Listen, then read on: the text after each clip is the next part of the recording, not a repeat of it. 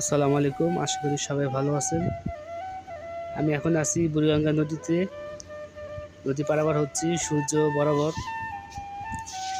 আর আমি ব্রিজ ঘাটে পার হব, তাই ভাবলাম একটু ভিডিও করি। আর নদীতে একটু নৌকা তুলতে ভালো লাগে আমার। মানে আপনাদের কেমন লাগে? সবারই ভালো লাগার কথা। নদী, ছোট ছোট নৌকা যার যার গন্তব্যে যাচ্ছে। আজকে হলো রমজান মাসের 19শে রমজান।